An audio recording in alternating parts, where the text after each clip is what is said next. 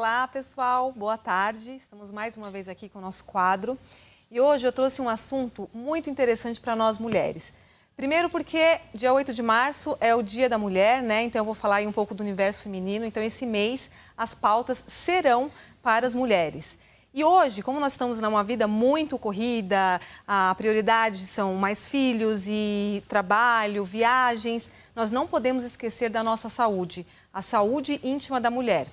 Nani, deixa eu te fazer uma perguntinha. Diga, amada. Você gosta de ser mulher? O que você acha de ser mulher?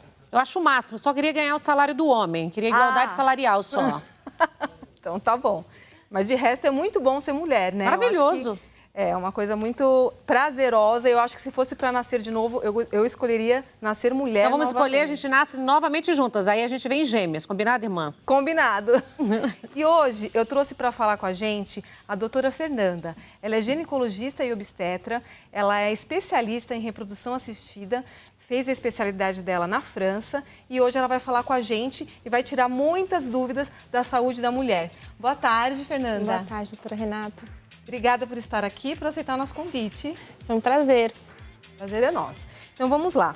Em relação à saúde da mulher, eu quero falar uma coisa bem básica para vocês, porque às vezes as pessoas elas levam assim, a ginecologista, no caso, é muito importante na vida da mulher.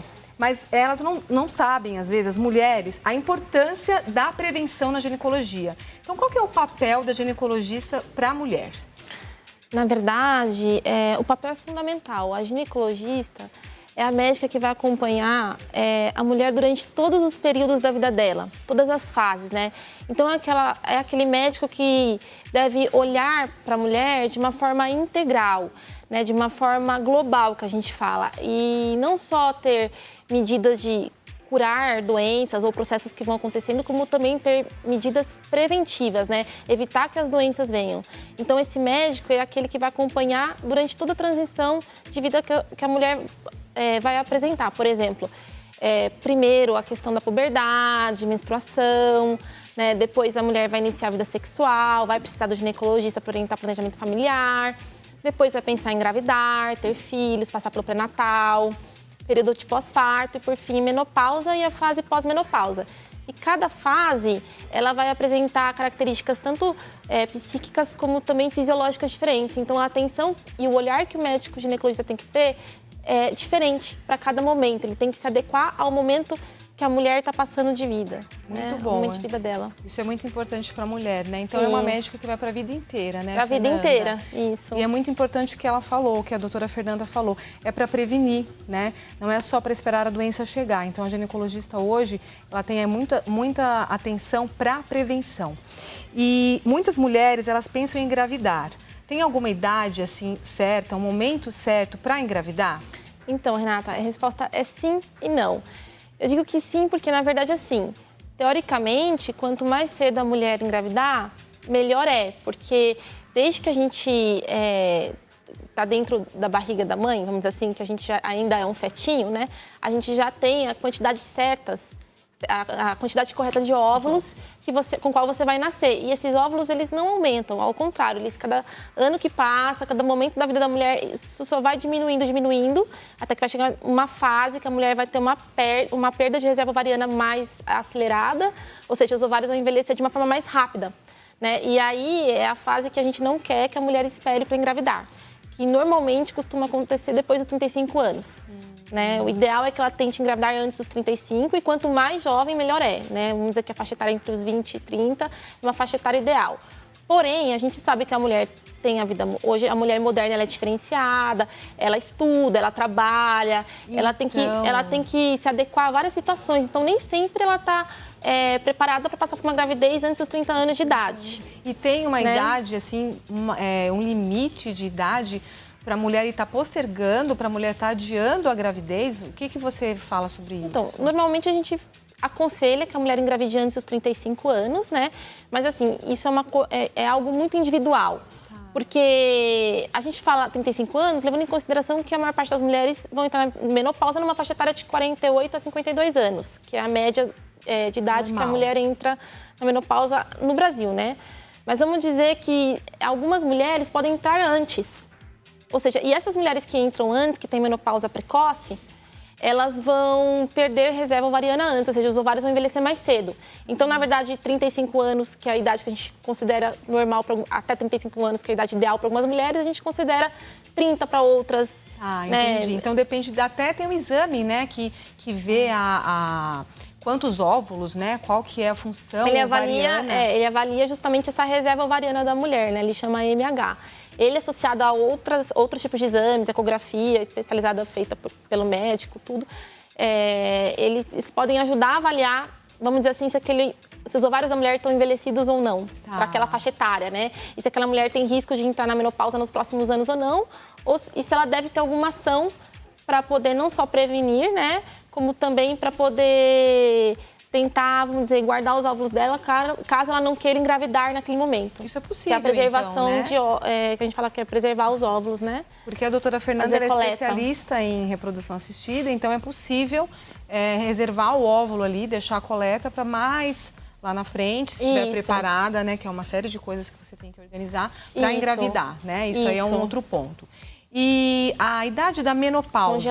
Congelar, né? Isso, congelar os óvulos. Tá certo. E a idade da menopausa? Tem uma idade, assim, como você falou, de 48 a 52 anos, É uma idade média. É uma idade média. É uma idade média. E os sintomas da menopausa? Hoje em dia, só para lembrar, as mulheres estão sofrendo muito com os sintomas da menopausa e elas estão aceitando. E, na verdade, essa transição pode ser uma coisa mais normal, não é, Fernanda? Pode ser uma coisa que a gente aceite mais e tenha menos sintomas, né? Sim, sim. Hoje tem várias formas de você ajudar as mulheres, várias maneiras, ações que você pode fazer com que a mulher passe por essa fase sem ter tantos sintomas, sem sofrer tanto.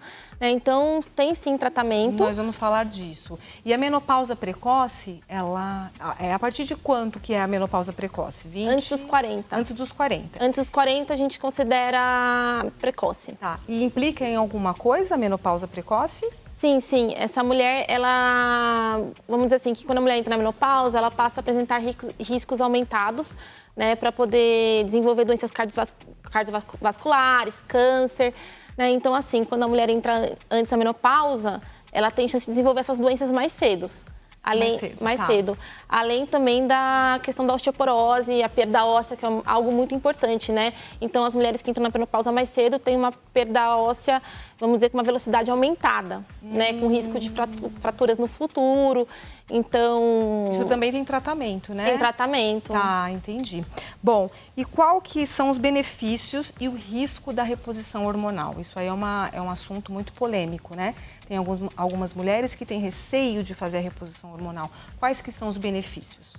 Bom, os benefícios são principalmente em relação à parte óssea, né? Porque quando a mulher entra na menopausa, ela deixa de ter o hormônio feminino, que é o estrogênio, que está associado, vamos dizer, em manter aquele osso preservado, vamos dizer assim, jovem, tá?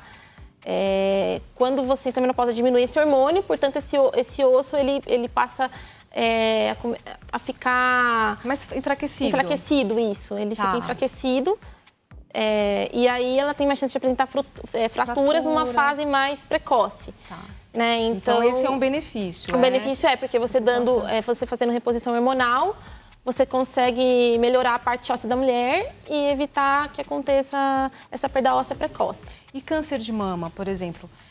Quando a mulher entra na menopausa, ela tem mais risco de desenvolver câncer de mama? Após a menopausa, sim, né? O risco de câncer de mama aumenta a partir dos 40 anos, de uma forma mais significativa, mas os 50 mais ainda. Tá. Então, vamos dizer que sim, com certeza sim. E é um pouco contraditório, então explica para o pessoal que está em casa. As mulheres têm muito medo de reposição hormonal, porque falam, pode dar câncer, a vizinha teve câncer, não sei quem teve câncer. Então, antes de fazer uma reposição hormonal, você precisa fazer um check-up, precisa colher toda uma história da paciente, para saber se tem história de câncer de mama na família, né? Isso. Se tem os receptores, no caso lá do câncer de mama, fazer uma triagem mesmo, né? Isso. E daí partir para uma reposição hormonal. Então, na menopausa pode sim ter uma maior probabilidade de câncer de mama, mas também, se você não prevenir, também pode ter o câncer de mama. No caso, se você não fizer a triagem na família e mesmo tendo histórico de câncer de mama.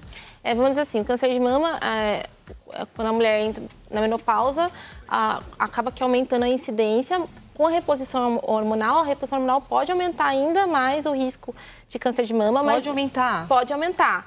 Mas dependendo da situação, não de uma forma significativa, a ponto da gente dizer não, porque aumenta o risco de câncer de mama, ela não vai ter benefícios com a reposição hormonal. Às vezes, ela fazendo, mesmo que tenha um risco um pouco aumentado para o câncer de mama, ela pode ter muitos outros benefícios com a reposição hormonal, que a gente vai dizer, não, realmente para ela vai ser benéfico.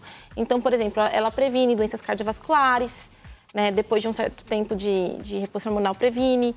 Ela previne a osteoporose. Então, a gente considera que tem benefícios, sim, mais, às vezes, que pode ajudar. Né, e além de ajudar ela a ter menos sintomas que são muito comuns na menopausa, como por exemplo, fogachos, né, que são aqueles calores que a mulher sente, insônia, perda de memória. E o estilo de vida, Fernanda, ele afeta, assim, diretamente os sintomas da menopausa? Na verdade, sim. Então, se a mulher tem hábitos de vida saudáveis, talvez ela passe por essa fase com menos sintomas, né? E também pode, às vezes, até, se a mulher é saudável, até evitar com que ela entre numa fase mais precoce na menopausa. Então, são coisas praticamente que a gente considera sempre de orientações para quase todo mundo, que é fazer atividade física, ter uma alimentação saudável, dormir bem, sono adequado. Não fumar, né? Sim. O tabagismo também influencia bastante, sim. Né? Influencia, até sim. nos sintomas da menopausa. Não tanto nos sintomas, vamos dizer, mas assim, a prevenir as doenças que vêm com o aparecimento da menopausa, né? Certo. Eu recebi uma pergunta aqui de uma pessoa que está lá em casa, na verdade, sobre infarto na mulher. Né? Ela falou que ela não tem história na família de infarto, nunca teve pressão alta e aos 43 anos ela infartou e ela entrou na menopausa aos 38. Tem alguma relação com a falta de proteção hormonal e o infarto? Sim, tem correlação, sim, né? A reposição hormonal, ela tem um fator protetor. Quando a mulher vai iniciar a reposição hormonal, ela tem que ser avaliada idealmente por um cardiologista e um clínico, para saber como que está a parte cardiológica dela, porque assim, quando você inicia o tratamento, existe um risco aumentado dela ter um evento tromboembólico, que é infarto, AVC, mas isso é geralmente na fase mais inicial. Né? Depois, a reposição hormonal passa a ter um fator protetor. Então, aí sim, passa a proteger. Entendeu? E realmente, depois que a mulher entra na menopausa, aumenta a chance dela desenvolver doenças cardiovasculares. Esse é um dos benefícios que a pessoa pode ter, que a mulher tem com a terapia hormonal. Legal. Nani, você tem alguma pergunta pra gente? Eu tô cheia de pergunta, amiga. Eu queria que a doutora falasse só um pouquinho, simplificando para a mulher que está em casa, mulheres como eu já tive 2 AVCs, uma trombose cerebral hemorrágica, não podemos fazer tratamento com hormônio. Queria que você falasse do hormônio bioidêntico, do tratamento bioidêntico, que é mais fácil. E essas mulheres como eu, que tivemos esses problemas sérios, o que pode ser feito? Qual é o tratamento alternativo? O que pode ser feito?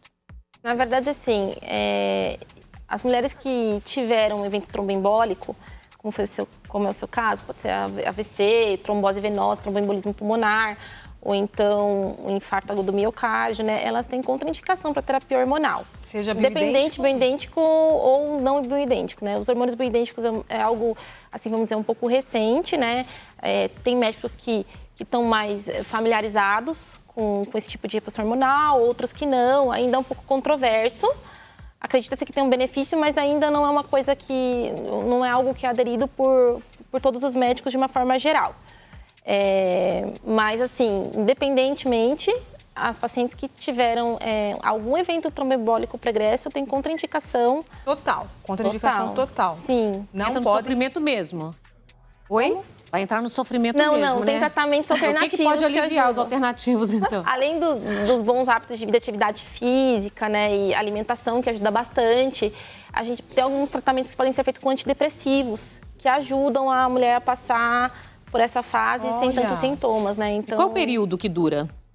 Eu não entrei, não, mas só para saber. Depende do sintoma. Depende do sintoma, porque é uma fase com vários tipos de, vamos dizer, cada momento apresenta um sintoma diferente. Nossa. Então, vamos dizer assim, a mulher vai entrar na menopausa, a gente considera a menopausa quando ela fica 1 ano sem menstruar. Passou 12 meses sem menstruar, ela é considerada que está na menopausa. Mas, mais ou menos uns 3 anos antes, ela já começa a apresentar sintomas, né, de que está entrando nessa transição. Então, o primeiro sintoma, que é o mais comum, que muitas mulheres têm, até não sabem muito lidar, ficam preocupadas, são sangramentos irregulares. É muito comum a mulher começar a apresentar menstruações excessivas, períodos menstruais irregulares, né? Aí, vamos dizer, tem tratamento para essa fase. Depois, ela vai começar a apresentar sintomas como fogachos, né? Que são aqueles calores que vêm principalmente nessa parte, vamos dizer assim, mais superior do corpo, pescoço, face. Tem um sintoma que já ouvi falar, que é assim, a mulher fala, ai, vou ficar louca. Existe isso? A pessoa fala, nossa, eu tô um pouco assim, perda de memória, perda de memória, irritada. sim. Isso sim, irritabilidade, perda de memória, sintomas depressivos, distúrbios do sono, insônia, isso são sintomas muito comuns. E com esses tipos de sintomas, vamos dizer, o antidepressivo pode ter uma ação benéfica. Não são todas as pacientes que vão se beneficiar, mas algumas que você entra com antidepressivo, elas podem ter controle dos sintomas, sim. Muito interessante, né, Nani? Muito bom. Minha amiga, nossa senhora, amiga do céu. Tem Nossa, aí os complicado, hein? tratamentos alternativos também para quem não pode fazer reposição hormonal. Fernando, eu queria estar mais tempo com você, mas foi muito bom. Eu acho que esclareceu muitas dúvidas no pessoal em casa. E nós vamos passar aí o mês inteiro falando da saúde da mulher. E obrigada pela sua participação. Imagina, eu que agradeço. Obrigada. E as nossas redes sociais estão aí. O meu telefone é 976507664 e o meu Instagram é doutora_Renata_Domingues. E as suas redes sociais, doutora? Você tem Instagram? Fernanda? Fernanda... Deu um branco. Deu branco, né, doutora? Passa aí que eu vou ler. A doutora Renata tô com vergonha. tá aqui, não tem Insta, mas é só procurar, entre em contato com a doutora Renata que ela passa os contatos para vocês, Isso, mulheres do Brasil. Isso.